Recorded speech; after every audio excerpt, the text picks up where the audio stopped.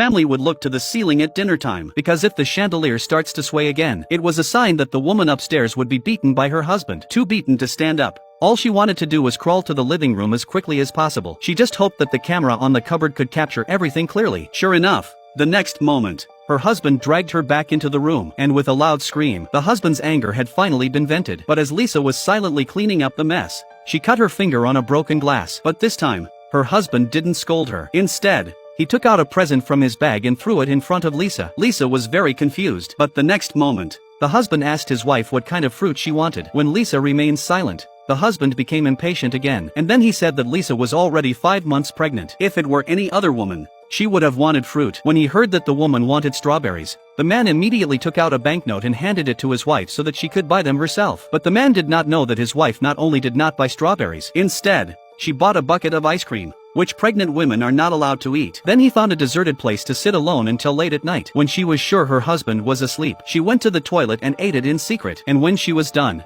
she tiptoed around and took pictures of her bruises. Then she would send them to her colleagues asking if they could be used as evidence for divorce. The next day the woman came to work, but before the end of the day, she received a phone call from her husband urging her to leave. Lisa had to leave early, but when she reached the stairwell, she suddenly removed the pillow from her waist. Then she switched her mobile phone to record mode and got into the car. Lisa remained silent in the face of the reprimand. Then she secretly put her mobile phone next to her. However, when the car had just traveled a short distance, just because she sneezed, her husband started to abuse her again. He almost crashed into the car in front of her. But the next moment, the husband realized that his pregnant wife's first reaction to danger was not to protect her stomach. While the husband was scolding his wife again, Lisa noticed something strange about the navigation, because today they said they were going to go back to her mother's house with her, but the address that her husband was navigating to was not. At this point, the husband changed the subject. He asked Lisa to guess how much cash she could put in the bag in the back seat. Without waiting for Lisa's answer, he said that the baby was on the way. Shouldn't they have a better life together? By nightfall, her husband had driven the car into a tunnel with Lisa. But when the clock pointed to 1 o'clock,